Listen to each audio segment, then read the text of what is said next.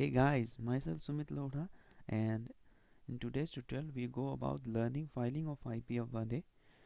As you all are aware that MCA in August 2019 came out with recent amendments in Investor Education Protection Fund rules through IEPF Amendment Rules 2019. These rules mandate filing of IEPF-1A for all those years where company have transferred the funds to IEPF but have not filed the investor wise details in Excel format or Excel template.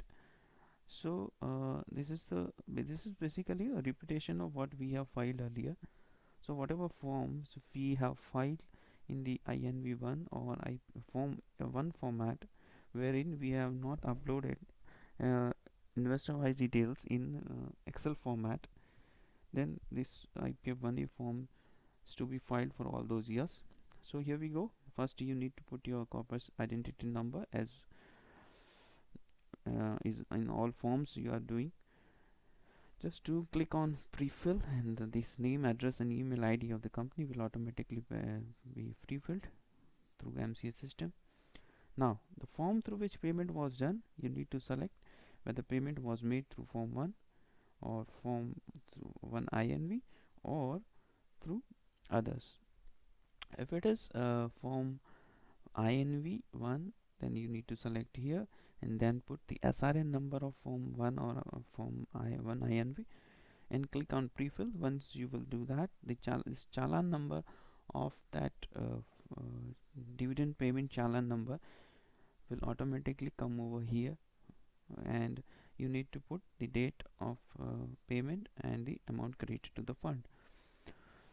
Once you will do that, in the one more thing I just wanted to tell, that if in the old cases you might not have the SRN number and the earlier form 1 or INV, then you need to put others, then it won't prompt you to mandatorily fill SRN number.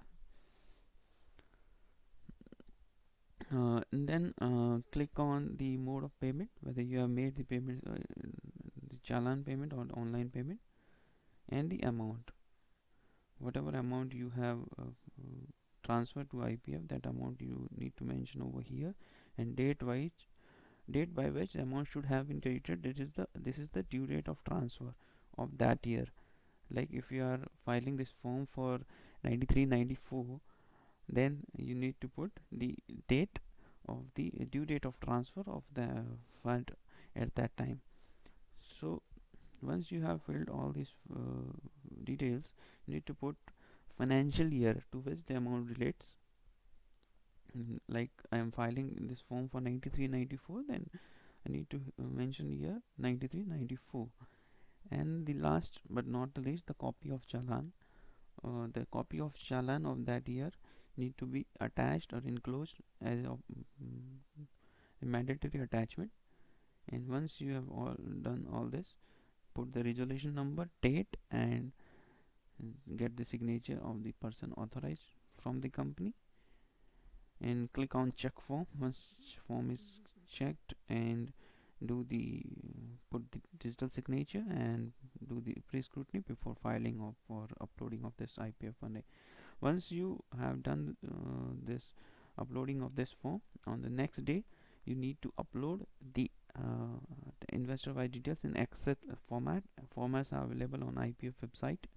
Here you can see these are the format.